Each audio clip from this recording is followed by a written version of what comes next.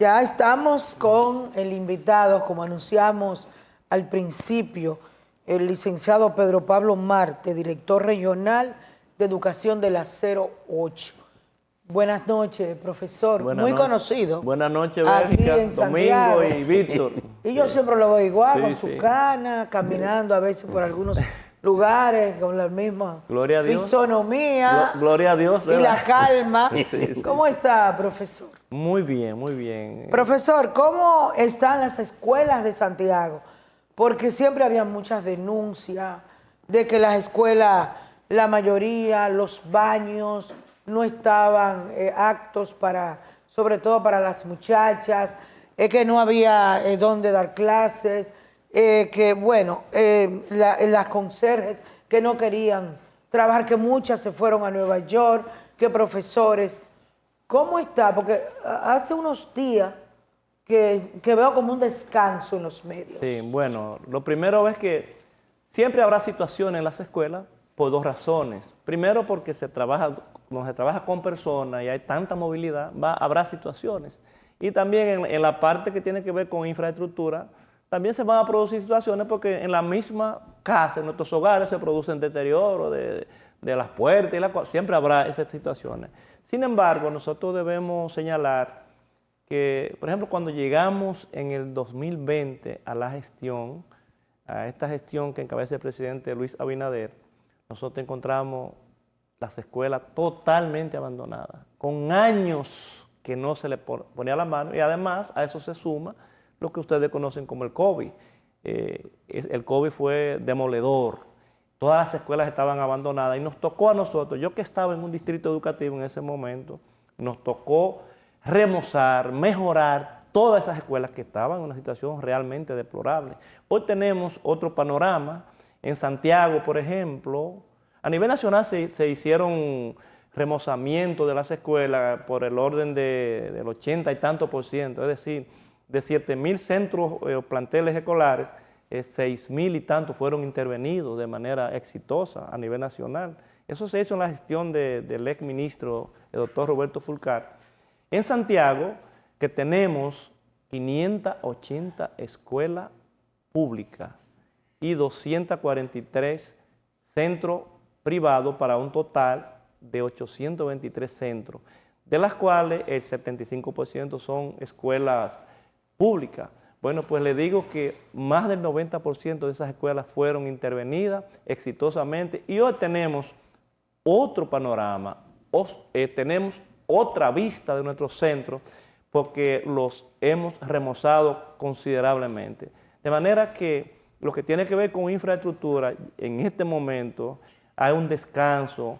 Ustedes pueden ir a escuelas y yo los invito que puedan pasar por esas escuelas, la que usted quiera seleccionar, y usted se dará cuenta que la escuela pública de hoy, y me excusan los colegios privados, no tienen nada que envidiarle a los colegios privados porque están compitiendo y la competencia es sana en lo que tiene que ver con infraestructura, pero también con lo que es la formación de los maestros.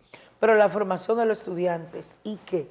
Porque a propósito que usted dice que no tienen nada que envidiar a los colegios privados, en esas instituciones no se dan los escándalos de las escuelas públicas entre estudiantes.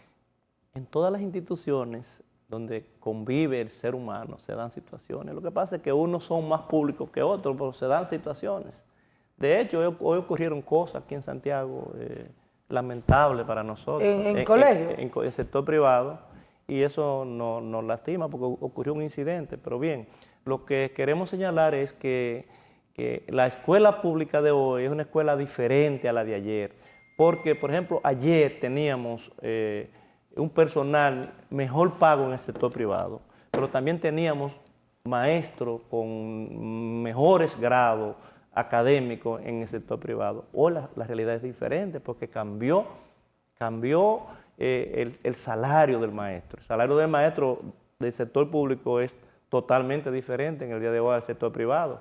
De manera que muchos maestros, además de eso, se han ido capacitando, se han preparado, y usted encuentra en las escuelas, usted va y usted lo que encontrará en las escuelas son maestros que tienen maestría, que tienen que tienen doctorado y así sucesivamente. O sea, tenemos otro panorama. Ahora, eso también, como dice usted, doña Bélgica, también manda un interrogante. ¿Qué pasa con la calidad educativa? Que es una de las preocupaciones de hoy, de ayer, y que seguiremos permanentemente tratando de mejorar y de que se supere la calidad de la educación, porque el mundo es competitivo y cada vez demanda mejores profesionales para enfrentar los retos, estos retos de hoy, que son retos ya más difíciles, porque son retos, en su gran mayoría, retos tecnológicos, que ameritan que las personas estén capacitadas y preparadas para manejar tales, ¿verdad?, equipos y aparatos.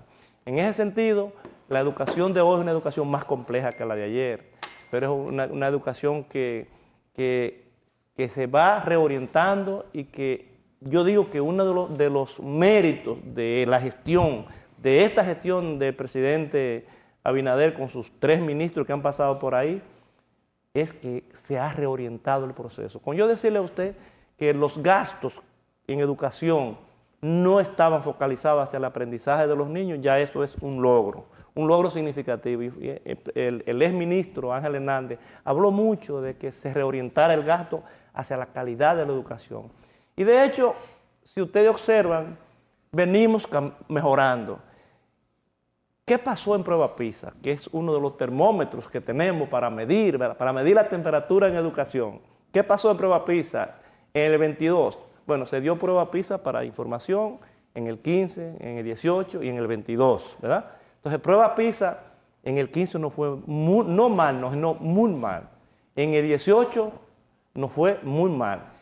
En el 22 mejoramos un poco. ¿Pero por qué mejoramos? Nada más mejoraron 2 países de América, ustedes lo saben, ¿verdad? Mejoró Panamá y mejoramos nosotros. Y nos critica y nos dice, pero que fue muy poco lo que crecimos, que debimos crecer más. Yo digo, es verdad, debimos crecer más. Pero frente a otros países, en medio de una pandemia, esos países no crecieron nada. Entonces era peor, el escenario de esos países es mucho peor que de nosotros. Porque nosotros reorientamos, además se hicieron inversiones cuantiosas en educación. Yo puedo señalar que aquí aquí hubo que montar un sistema educativo, cambiar de un sistema educativo presencial a un sistema educativo a distancia. Y eso fue fruto de que hubo que buscar en el mercado 1 millón de tabletas y de computadoras para entregárselas a los niños, y fueron entregadas. Entonces yo pienso que... Perdón, profesor, hay un estudio que dice que eso no funcionó para nada. Ni las entregas de las tabletas, ni las clases por radio, por televisión, para nada. Bueno, incluso ni siquiera la inteligencia artificial, ese estudio. Siempre los extremos, dice que lo bueno es siempre los extremos son malos, y yo no creo que pueda asegurar que pueda haber una aseveración tan categórica de que no sirvió para nada.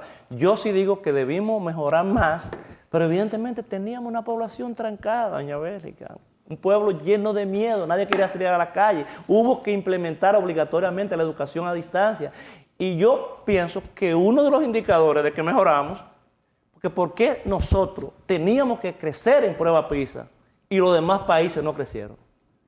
Solamente nosotros y Panamá. Entonces, algo pasó en la educación dominicana, que crecimos 50, yo diría el 50% que mejoramos, bien. Pero el 50% es bueno frente a países que no crecieron nada, que descrecieron, que echaron hacia atrás. Y también dieron clases muchísimo en esos países, incluyendo México, Pero, a Pablo, distancia. Sí.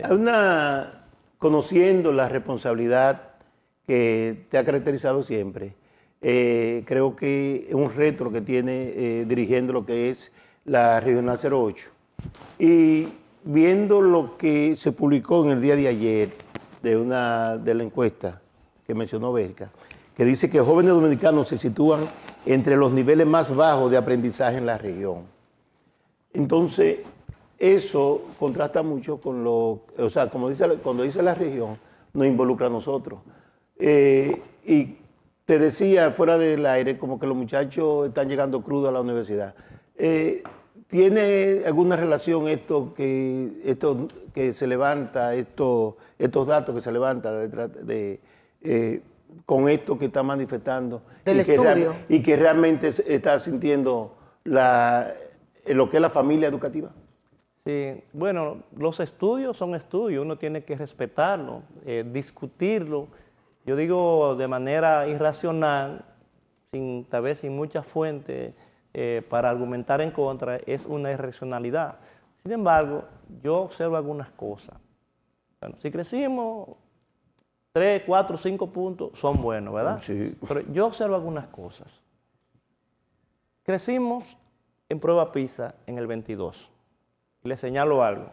Nos irá mejor ahora, en la que vamos a aplicar ahora. ¿Ustedes saben por qué? Nos irá mejor porque nosotros le tomamos la temperatura a prueba PISA. ¿Saben que prueba PISA es un instrumento de medición internacional nacido en Francia, aplicado fundamentalmente en lo que es en la zona de Europa, donde los países de mayor desempeño son países que tienen 3.000 años, que tienen 2.000 años, por ejemplo Japón, Finlandia, pero la realidad de Finlandia no es la realidad nuestra. Finlandia tiene 10 niños en las aulas, nosotros tenemos 30 y más. Y 40. 30 y más, ¿verdad?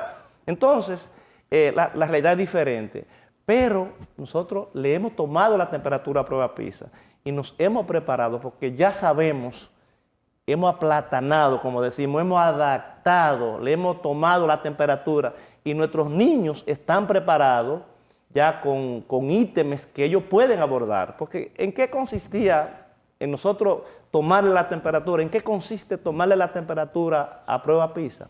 Consiste en que nosotros hemos descubierto que estos países, que estas pruebas tienen muchos gráficos de interpretación, tienen muchas imágenes, muchas figuras, mapas. O sea, había un descuido realmente en la enseñanza dominicana. Entonces nos hemos orientado hacia allá para ponerle mapa a los muchachos para que infieran, para que puedan sacar conclusiones de una tabla, que usted le pueda poner en cualquier grado, la tabla que sea. Por ejemplo, 5 niños con edades diferentes, y usted le pueda preguntar a un niño de primero, ¿cuál es el que tiene mayor edad? Uno tiene 7, uno 7, Juan tiene 7, Ramón tiene 8, y así sucesivamente. Entonces, es para explicarlo de manera de que nuestros televidentes puedan entender lo que estamos haciendo de manera objetiva para mejorar lo que tiene que ver en nuestra imagen internacional. Pero sí le digo que la prueba PISA son pruebas que nuestros jóvenes están en desventaja por todo lo que le acabo de decir. Porque imagínense usted competir. Nosotros tenemos 500 años de historia en términos reales. ¿Cuánto tiene Finlandia? ¿Cuánto tiene España? ¿Cuánto tiene Francia? Y esos son los países que los protagonistas. Los referentes. Entonces, yo pienso que sí vamos avanzando, porque también hay otro asunto. Yo me pregunto a veces, siempre hay un concurso, que usted ve un concurso internacional, en la NASA, por ejemplo, siempre ganan los dominicanos. ¿Por qué ganan? Si nuestra calidad educativa es tan mala, ¿por qué? Pero busque de qué universidades son los que ganan.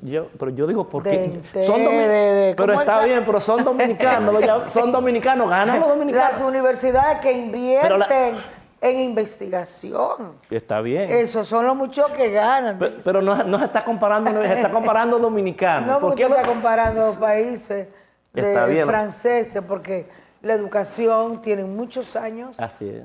Y aquí esas universidades invierten lo cierto es que para la investigación. Ese es un dato. Lo cierto es que pasa algo, pues ¿por qué ganan? Pero el otro elemento es, señores, nosotros estamos ensamblando, nosotros estamos trabajando en muchas de nuestras zonas francas, en nuestra industria, haciendo maquinaria de última tecnología. Equipo electrónico para manejar operaciones. Bueno, ya en Santiago estamos hablando de un turismo de salud. O sea que algo está pasando que tal vez nosotros no lo hemos logrado medir en términos objetivos, ni lo hemos podido evidenciar porque nos hemos dejado arropar por el inmediatismo, pero yo creo firmemente que la educación dominicana se ha reorientado y avanza indefinidamente hacia una mejoría sustancial inmediata. Ilustre, recientemente hubo un escándalo con relación a una requisa que se hizo en el Politécnico UFE, aquí en Santiago. Ulises Francisco Espaillat, para el que está fuera del país. Antes era el Liceo UFE, muy conocido. Es un politécnico. Y ahora es Politécnico. Y hubo una requisa, donde intervino la policía y se confiscaron algunas armas o algunas sustancias extrañas, según. Y también de aquel lado, en otra escuela, también se hizo, y usted conoce mejor que yo de ese operativo. ¿Qué se está haciendo, qué se ha hecho para ese control y la seguridad de los estudiantes? Sí, mire, nosotros tenemos el compromiso y el deber de salvaguardar, de cuidar la integridad de los maestros, de los niños que están ahí en ese plantel, para que no ocurran desgracias como ocurren desgracias en los Estados Unidos. Ustedes ven cada rato todo lo que pasa.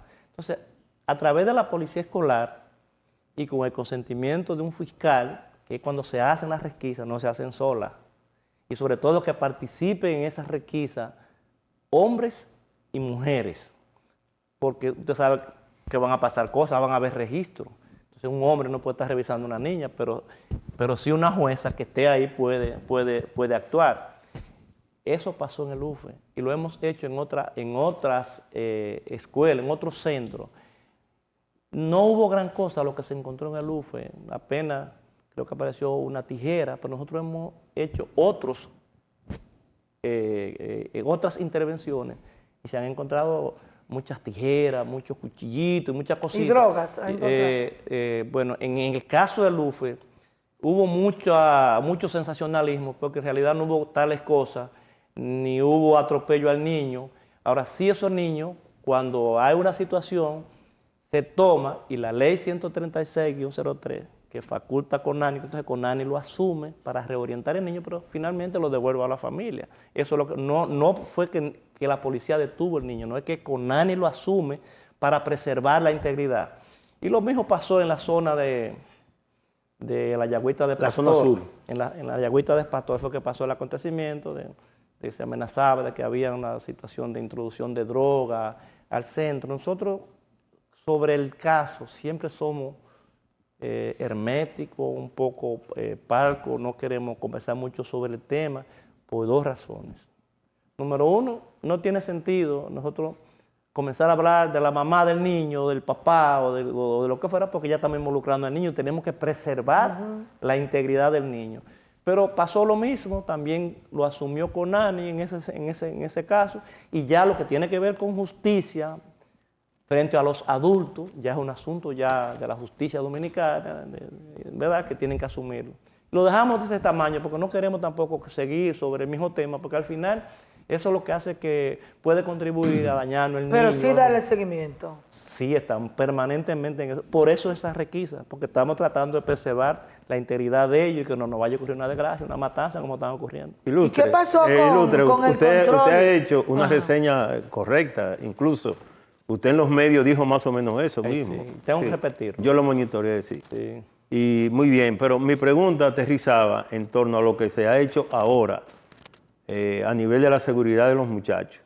Porque sé que a raíz del asunto de la Ana Josefa Jiménez. con el caso aquel de la muchachita bailando y la cosa. No fue en la Ana Josefa. No fue nada. Fue una escuela, fue el liceo donde yo estudié. ¿Cómo se llama? Sí, fue en un liceo de la zona de Guayabal. En Guayabal, exactamente. Sí.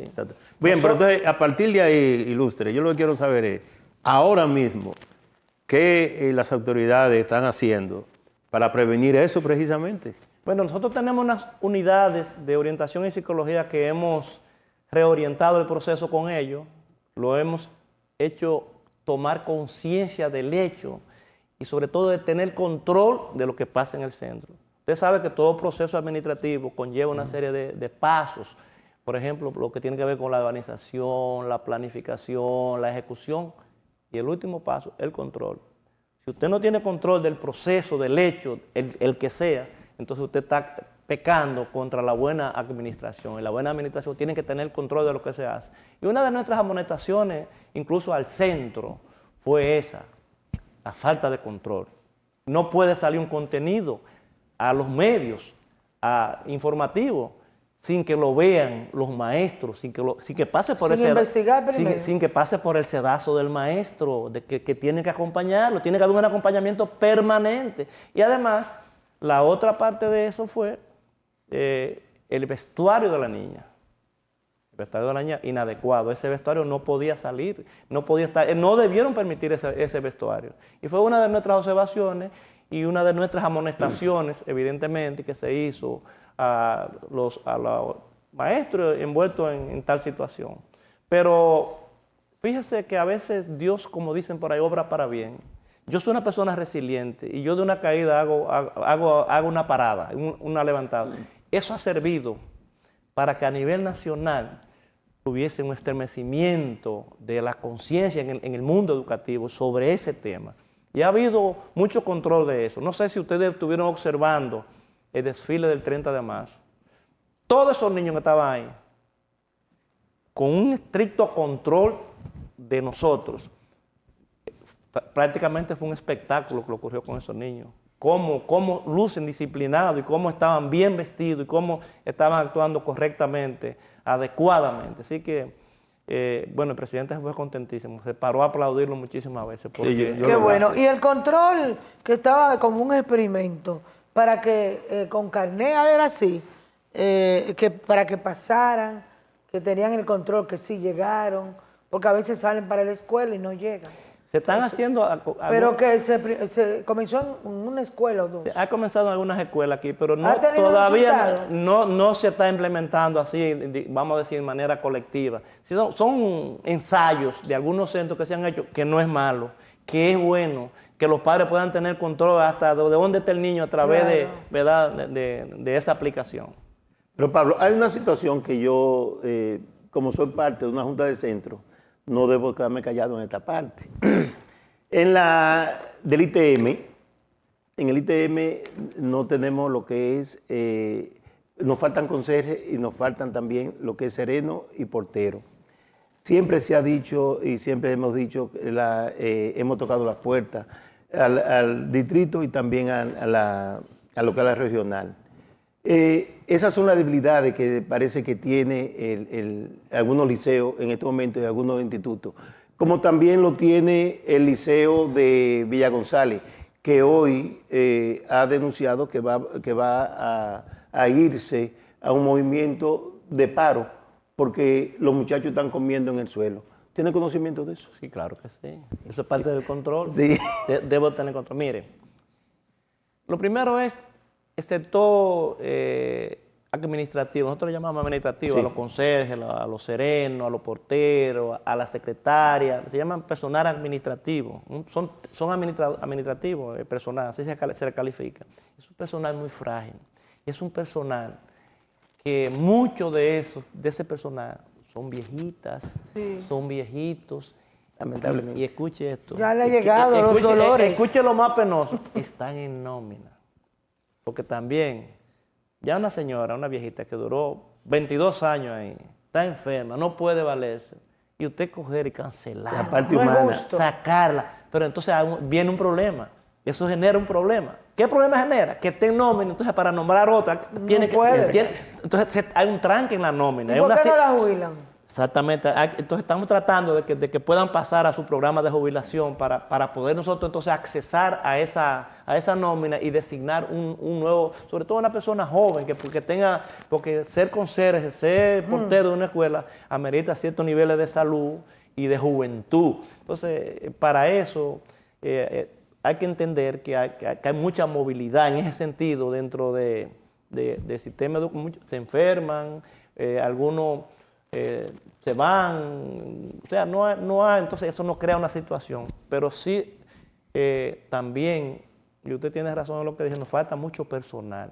Mañana, escuche bien, mañana, nosotros tenemos una reunión del más alto mando a nivel nacional, pero sobre todo aquí en la provincia de Santiago. Y estamos diseñando el plan para poder designar ese personal, porque ya estamos montando el próximo año escolar. Nosotros nos juntamos hace apenas, 15 o 20 días, desde que llegó el nuevo ministro, nos llamó a todos los directores regionales y nos dijo lo siguiente: hagamos un cierre de lujo de este año escolar, lo mejor que sea posible, y nos preparemos para que en agosto 19, que es cuando comience el nuevo año escolar, 2025-2026, nuestras escuelas estén todas remozadas. De hecho, aquí en Santiago tenemos más de 200 escuelas, que ya tenemos los ingenieros entrando a las escuelas a evaluarlo, porque no se puede comenzar porque los niños están dentro. Pero en junio, el 21 de junio, los ingenieros están dentro de las aulas para remozarle, para ponerla en condiciones, así como la ubicación de muchos espacios áulicos para dar respuesta a la sobrematrícula escolar, que ha sido uno de los dolores de cabeza que tenemos. Ahí iba a preguntar eso. Sí. Estamos trabajando. Si ya están preparándose, porque anualmente se quedan muchos niños Yo puedo decirle que sin inscripciones. Así es. En el caso de Santiago, nosotros, aunque tenemos las aulas muchas veces llenas con 35, con 36, eso no es pedagógico, pero Es mucha ¿qué vamos a gente. hacer? No vamos a dejar a los niños fuera. Entonces, ¿qué estamos haciendo? Estamos ya ubicando espacios. Por ejemplo, el presidente estuvo aquí en estos días, inauguró más de 100 aulas, porque se inauguraron 13 escuelas hace alrededor de un mes de eso, en la zona de Alto del Yaque, en esa zona, y también aquí en la zona de Pekín, en la Ceibita, se inauguró el Liceo José Rafael Abinader. En nombre del padre. En del nombre del presidente. padre. La gente no, y debo decirlo públicamente, con responsabilidad. Yo soy el responsable de ese nombre. No me gusta hablar de yo, para que no vayan a... O sea, que no lo hizo porque era el papá del No, lo presidente. hice yo, porque yo era amigo de ese señor. Yo no era amigo del presidente actual, no, amigo de José, de Abinader. Teníamos una amistad, cuando él fue senador de aquí, caminamos mucho en la zona sur. Y él era creó una universidad, un educador. Pienso que él se merecía que ese Claro. espacio llevara su nombre. Y bueno, ahí tiene su nombre. Él creó una universidad importante que está aquí y Óyeme. está allá. Sí. Ilustre, por último, ¿cómo va el proceso de tanda extendida y el tema de la merienda y la alimentación? Es un tema muy complejo y complicado. Y sé que el INAVI es la institución encargada. Yo lo sé. Ahora, usted es el hombre, el funcionario, es representante de todos nosotros aquí. Y por tanto, Muchas gracias. sí, señor. Y por Trataré tanto, de hacerlo dignamente. exactamente, esa es la idea. Sí. ¿Cuál es la situación actual? Bueno, con relación a tanda extendida, hay estudios que demuestran, escuche esto, hay estudios, como me decía Béjico ahorita, que demuestran, que dicen que la jornada extendida no ha impactado la calidad de la educación. Pero es porque falta... Que la jornada extendida no ha impactado la calidad educativa. Hay estudios. Sin embargo, también se ha demostrado que en los países donde los niños tienen más horas clases, están mejor formados los muchachos, mejor formados. La jornada extendida irá creciendo paulatinamente, poco a poco, según vayamos construyendo nuevos centros. Y esta es una meta, es un objetivo que tenemos que cada día seguir, ¿verdad? Buscando que se creen, que se construyan nuevas aulas, nuevos centros para poder pasar un centro a jornada extendida, porque como usted entenderá, puedo ponerle un ejemplo. La escuela Ana Josefa Jiménez, que ustedes conocen muy bien, que está cerquita de aquí, no ha podido entrar a la jornada extendida. ¿Usted sabe por qué? Porque esa escuela tiene 1.800 muchachos. ¿Y cuántas aulas? Tiene 20 y tantas aulas. No tengo la precisión, creo que son 28 aulas. Entonces tiene 2 tandas. Y que tiene que hacerlo en 2 tandas. Porque Hay varias así. Porque sí, Para poder cumplir. Sí, que hay varias escuelas todavía con jornada regular. A eso se le llama jornada regular. Entonces esa escuela no ha podido entrar porque hay que construir una misma cantidad de aulas cerca de ahí. Afortunadamente estamos terminando ahí voy a decir el nombre de un cerca de Utesa, ahí en la zona de la Villa Olímpica. Próximo a La Fuente. En la zona de La Fuente, ahí detrás de la Ana Josefa, para no mencionar. Al lado de La Fuente. Detrás de la Ana Josefa se está construyendo ahí por Villalubri un centro, un liceo que se llama Padre Vidal, y es un centro grande. Nosotros entendemos que esto nos va a ayudar para el próximo año a ver cómo esta escuela pudiese pasar a jornada escolar extendida. Entonces, eso con relación a la jornada escolar extendida. Con relación al INAVIE, bueno, el INAVI es yo diría que un ministerio paralelo, porque Sí. ellos manejan su presupuesto y tienen todo. A veces nosotros cargamos con la culpa del INAVI. Por eso le pregunto, Se por nos eso. pega a nosotros. Claro, pero claro. nosotros no podemos ser responsables porque tiene que haber una mancuerna, como decimos, entre educación y el INAVI. Porque ¿quién aporta la materia prima? Nosotros. INAVI busca lo que busca son los zapatos, la mochila y las cosas para entregársela, pero la gran materia prima la aportamos nosotros, que son los niños, los jóvenes. Exactamente. Entonces, en ese sentido, ustedes no han oído en los últimos tiempos escándalos del INAVI aquí en Santiago, ¿verdad que no? El último escándalo del INAVI aquí en Santiago fue una falsa alarma, ocurrió en una escuela de la zona sur, que decían que unos niños se habían intoxicado. Con leche. Yo dije finalmente que no era una intoxicación, que era que los niños eran reactivos a la lactosa y esa leche tenía una lactosa y eso creó esa situación. Y se demostró eso y eso se desmontó. De manera que el INAVI ha estado dando pasos, ¿verdad?, acertados. Otro paso acertado fue el retiro de esa dieta de los muchachos de los azúcares, de unos famosos jugos que nos estaba creando una situación de engordar los niños y además de la diabetes. Futuros diabéticos. Entonces eso se eliminó. Entonces ahora tenemos más o menos un menú balanceado, es decir, que un día hay cereales, otro día habrá carne de pollo, otro día, y así habrá una gran variedad en el menú. Sí, finalmente y brevemente, no se puede quedar esta pregunta él es miembro del ADP, pero ¿cómo después que usted está ahí en la regional, cómo han sido los encuentros? Yo puedo decir, usted me preguntó por Cifredo ahorita, ¿verdad? Cifredo, mi hermano, sí. Cuando usted me preguntó por Cifredo, yo Cifredo. le dije hasta dónde vive. ¿Hasta dónde? Yo creo que le mandé un mensaje, ¿verdad? Le dije que yo conozco a Cifredo, yo soy un miembro de la ADP, ya no, pues ya soy funcionario, los funcionarios no pueden ser miembros de la ADP. No. Claro, Pero claro. en los No pueden ser años 80 sindicalistas. y tantos, De los tiempos de Celio Guerrero, ese señor. en los años 80 y tantos, y 90 y tantos, cuando estaba Pablo Alfonso, ¿se acuerda de eso? De Higinio Sí, Santos, claro, todo claro. ese Sí, grupo sí, de maestros claro. que todavía están ahí. Pablo murió, Rafael Santos, Y quedo. y José Izquierdo, todo ese Sí, sí, equipo, sí. estábamos juntos La misma ahí. Altagracia Paulino. Y yo vengo de ese mundo. Por lo tanto, yo no puedo ir a un programa a denostar y a dañar a mis compañeros de ayer. Yo no creo que peleando se llega a ningún lado. Yo aprendí eso. Yo tengo las mejores relaciones con la Asociación Dominicana de Profesores en Santiago y a nivel nacional. Y estamos trabajando juntos en Santiago. Y hoy escuchen el discurso que estamos implementando, porque nos estamos reuniendo y estamos despachando juntos. Y escuchen el discurso. Sabemos que ustedes tienen su rol como miembros de un sindicato y ustedes saben que yo tengo mi rol porque tengo que gestionar y tengo que gerenciar lo que es la calidad y el proceso educativo. Pero podemos trabajar juntos porque hay elementos que nos unen. ¿Qué nos une? Somos maestros, ambos. ¿Qué nos une? Nos une que ambos tenemos las buenas intenciones de que la calidad de la educación mejore. Porque en la medida que mejora la calidad de la educación, mejorará la calidad también de los maestros. O sea, es un axioma.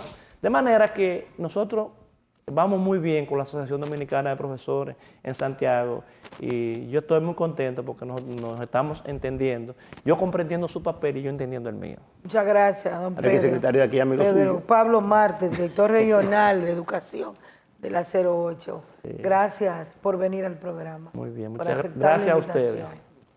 Cuídeme a Tony Rodríguez, que es muy trabajador. Tony, una Yo estrella. pensaba que él iba a estar aquí. Tony es una estrella. Pero una estrella. Un periodista, Una colega estre- nuestro. una estrella. Estuvo aquí con un tiempo con nosotros. Yo creo que le tiene una en invitación el a ustedes programa. por ahí. Mañana, ¿a qué hora es la invitación? Al mediodía. Ah, ¿es a comer que vamos? Sí, a mediodía a comer. Por eso. Sí. No, pues está con juguito, con azúcar. No. Y una yaroa de la que Con están dando azúcar no. el desayuno Muchas escolar. gracias. Pues muy bien, doña Vélez, que un placer. Vamos a la pausa y regresamos.